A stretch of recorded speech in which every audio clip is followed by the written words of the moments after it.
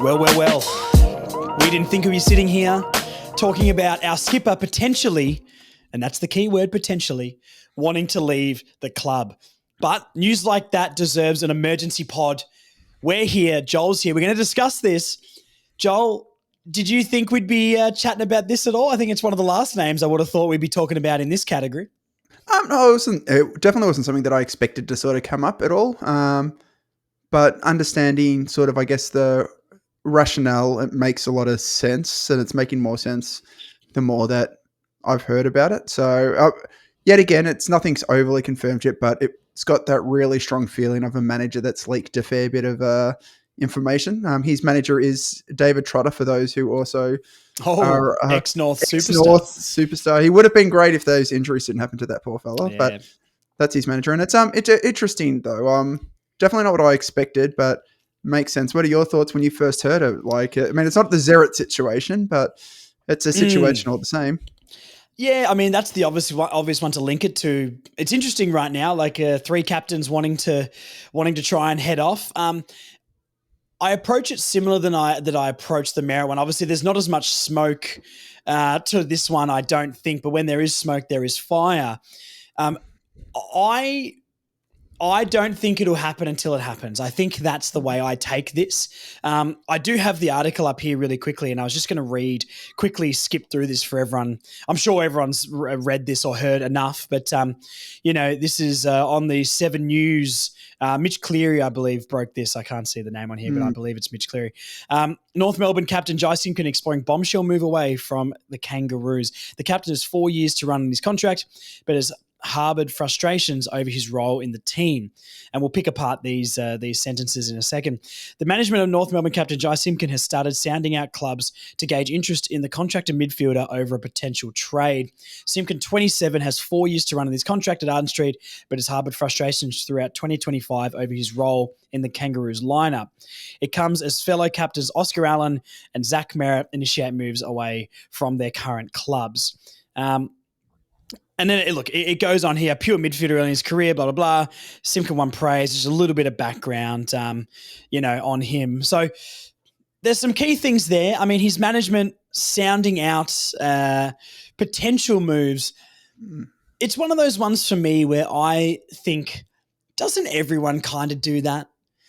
And I wonder why. And I'm not trying to pretend that this isn't real, because I understand when there is smoke, there's fire, and it wouldn't be stories, even though I think the degree to the mayo of which the media can put on things is, there's too much on my sandwich, to be fair. But, I would have hoped a character like Jy Simpkin, who I've praised a lot, and we've both praised as a captain on the show, would want to come back and get his spot back. We're getting to a point in AFL across the board where whinging gets your way. And I've seen this in American sports take over the league and really ruin what can be a good spectacle. We're seeing that a lot this offseason more than last, and then last more offseason more than the one before.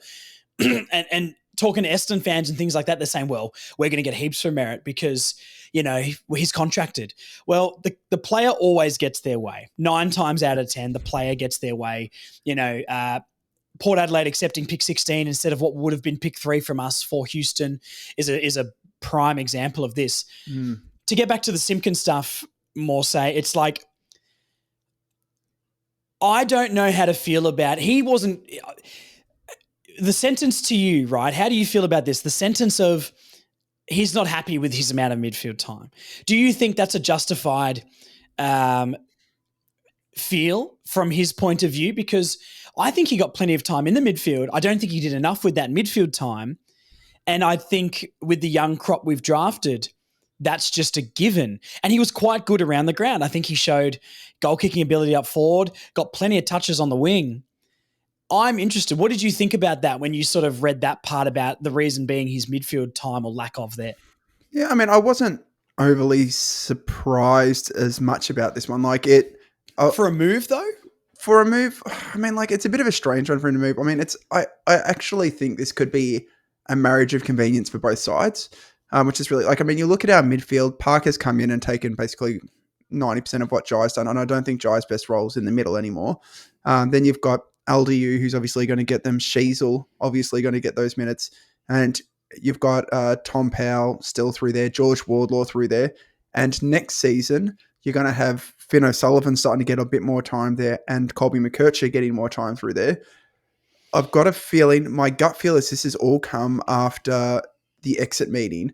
And my feeling is that in the exit meeting, they've essentially told Jy, you're not playing midfield for us anymore. We're going to prioritise giving George, LDU, Shees all those minutes. As they should. And Foss and obviously Kirch are going to be getting a lot more time in that middle. We're expecting you to be that half forward flank and, rotating, up. Like, I mean, I imagine Curtis might be getting the occasional bounce in the middle. And I imagine, and Bull as the bigger body. So, like, I understand the role that he has been playing for a majority of his career is probably not there for him. So this isn't a Zach Merritt situation. He did finish top 5 in our BNF, but I think this could be good for both sides, which is a really interesting way of putting it. Because if he, like, the obvious club, and I'm just going to go to hypotheticals now, because that's the fun part for me. Of course. Essendon losing Zach Merritt, he's going to go. Bring him in. Probably not now demographic, but no. Jai's only 28, I think, or 27, 28. 27, yeah. Yeah, so he's still young. Essendon's going to have their pick. They're going to have Melbourne's pick. They're going to have potentially band 1 compensation for Draper and potentially pick 8.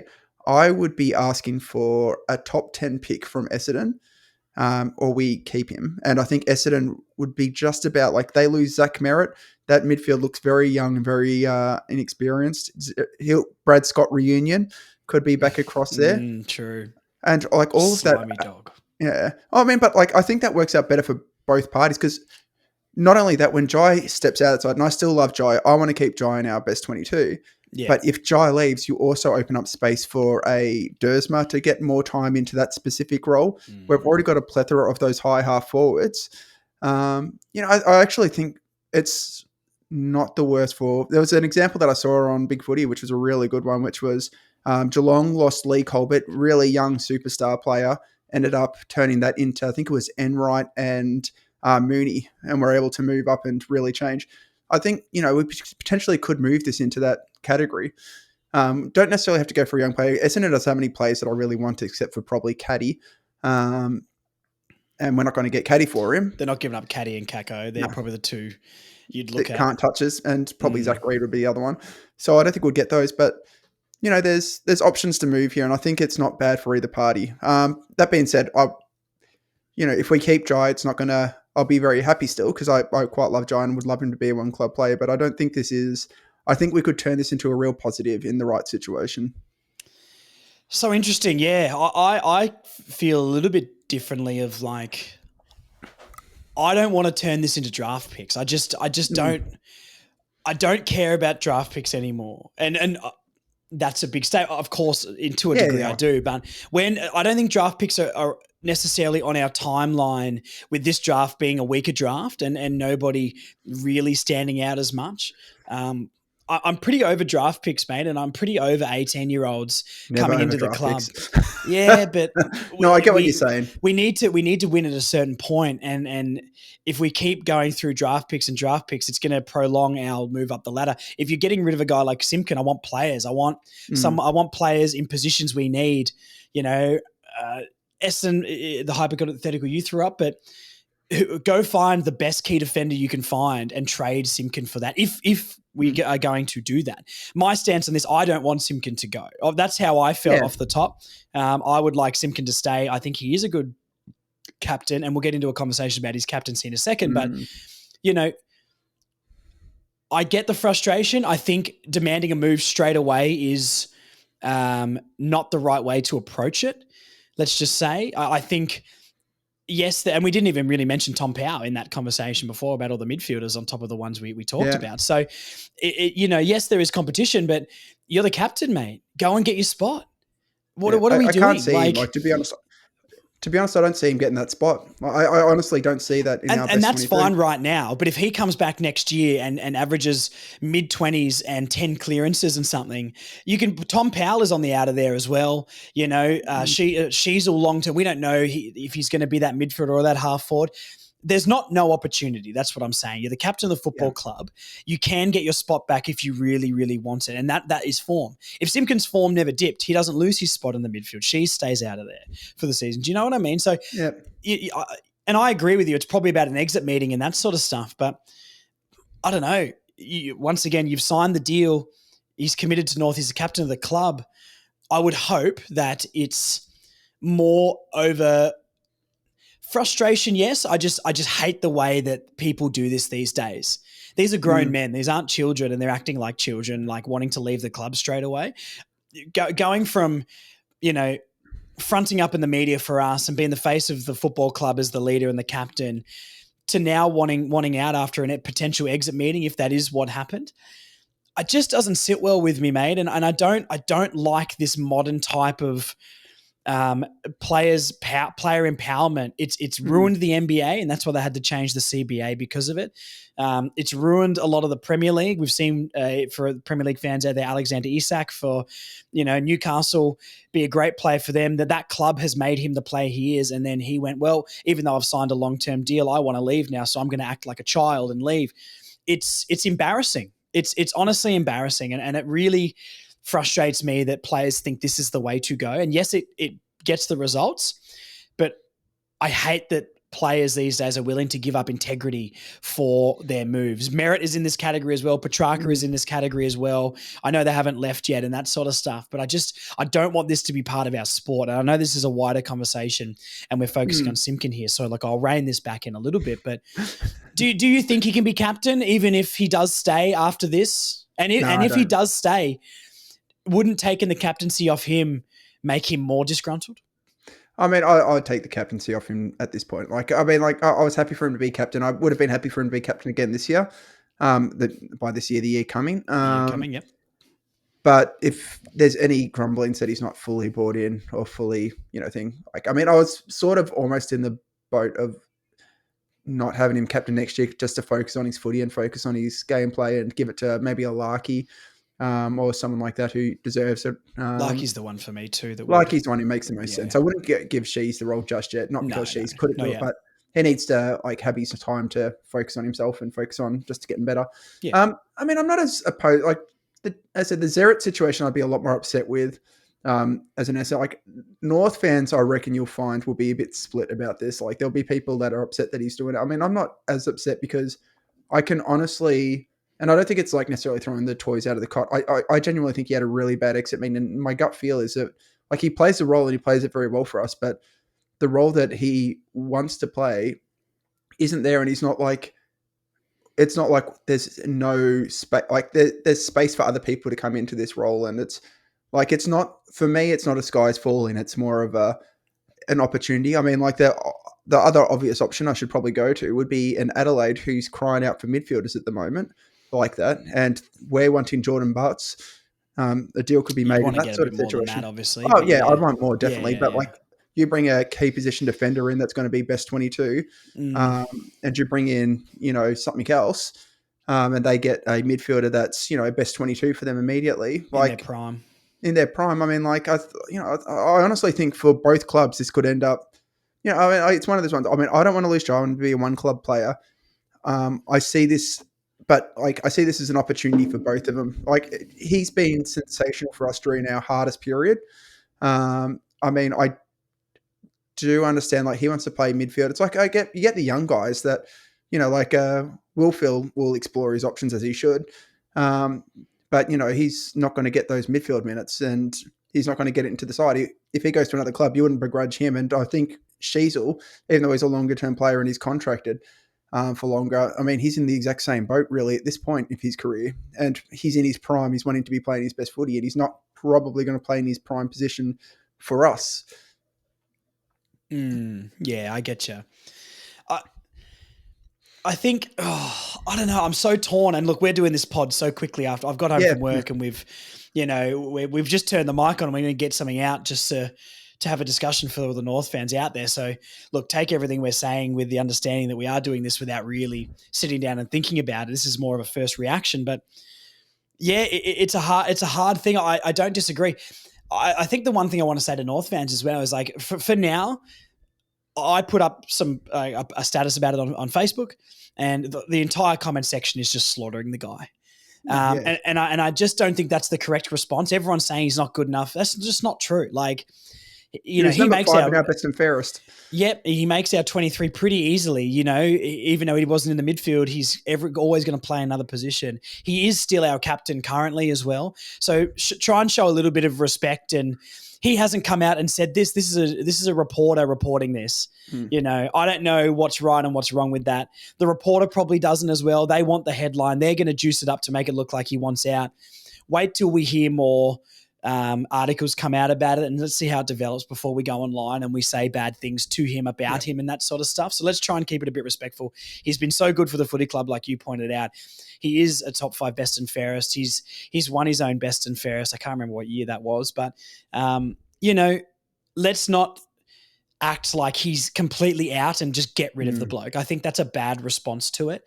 The hypotheticals are fine, and I get what you're saying about it could be a win-win both ways. And look, to be 100% honest, when I heard that, I wasn't overly gutted, because I do see it from that point as well, where our midfield rotation, yes, but you know, we want culture at this club. We want heart. We want people who will fight. That's what we're all about. That's what all the fans say we're all about. And he epitomizes that. And then we're happy just to like say to him, get out then. Settle down a little bit. You know what I mean? That's maybe where my head goes to, because he's a tone setter. He's the one that will lay that big tackle, will put his head over the ball, first bounce of the game. I remember that West Coast game a couple of years back where he just started that game so hot, and that got us off to such a good start. And he's been a face of the football club. He's fronted up when needed to, and he's steering this club at such a bad time. So I'm not going to get on the Jy Simpkin hater bandwagon right now, and I don't think North fans should do that. That will be my message to everybody. But let's just see how the story unfolds. It could be a positive. It's another situation where can we turn this into a positive, though? And look, you never really know. You know, Essendon, I understand, but we want defenders. Is there really any defenders from there we'd be trying to nab? Probably not. Adelaide, I completely understand. And I can see hypothetically how that makes sense for both parties. But I don't really want to lose our captain, mate. You know what I mean? I don't. Yeah. No, I mean, like, yeah. I mean, like, I do come at it from more of just I guess a Moneyball point of view for us, which is you know, a little bit less the emotional point of view for us. I mean, as I said, like everything that you've said about Jy. I mean, anyone that's getting on Jy or getting on, you know, negatives about him, he's been. I mean, he has played through the hardest era of our club. Yeah. Probably in the past, you know, since the 70s probably, or since the 60s probably. So, you know, he's genuinely been a leader. He's worked hard. He's faced up to the media after some horrific losses and horrific things. And he's never, ever not put his head over the ball. He's never not gone into, like, courage is so strong with him and what he does. If he came back, I'd be more than happy to have him and more than happy to keep him if we don't trade him. And if this is all smoke in the water, I'm very happy that we've still got Jy on our list. In the event that he does go, I would never be a person that would boo him at the field. I mean, he's given our club absolutely not. He's given our club so much over the years, and I have nothing but respect for what he's done for our club. In the event he wants to leave, if it's what he wants and what's best for him and what his career is, I would understand. It's not like we're giving, I said, like, I'll use Zerrett as the comparison, Zach Merritt, where he's got that role, he's got that position, he's been given bucket loads of cash every time he's asked for it. Like, his leaving is a lot different than Jy, who's got the contract, he signed it with the expectation of being in the mid, and now he's been positioned out because of North's recruiting strategy. And like, you know, I can understand his position, and I harbor no resentment to him about that. And I have nothing but, like, if he stays, I'd be extremely happy. If he goes, I just wish him all the absolute best, because he's been an absolute warrior for us for a very long time. Yeah, I would second that as well. And yeah, look, I don't really know what else to say about it. Like, it's fresh. We might leave it there, to be honest, so we keep this video short and sharp for everybody. But look, let us know how you feel. Please show respect. Don't just get down in the comments and slaughter the bloke. Everything that Joel just said, I mirror as well. And, you know, this is a story that's breaking right now. We don't know all the details. So Mm. if he does want to leave, thank you for your service, and hopefully we can get something back for him. If not, more than welcome back at North Melbourne, and he's going to be a warrior for us still. And Yeah. I've said so many times that I hope he captains us through this time. I'm not going to jump off that opinion. If this all is true and he's really pushing for a move, I do agree you probably can't bring him back as captain. But I think that would be a very awkward situation to have him play next year and then not be captain. I just think we don't want negativity within that locker room. Clarko's done so much work on making this place go from a Taron Thomas, Jason on Francis infested cesspool to getting a group of players that want to play together, and the vibe is good. And I think we need to maintain that. And Simpkin's been a massive part of that too. So it hurts to know that he's maybe rocking that boat. But once again, is he rocking the boat? It's all agent speak at this point. So reserve some judgment. Put your thoughts below. Please subscribe if you are on YouTube listening. I want to know all your thoughts. And thank you for tuning in, guys. Look, we'll leave it there. And yeah, let's see how this develops. You know, we're going to be back talking about this in a few days' time. So we'll talk to you guys soon. Keep it respectful down there. Subscribe. And Joel, thank you for jumping on to chat about our captain, mate. Beautiful. Thanks for having me again. Hopefully, go Kangas.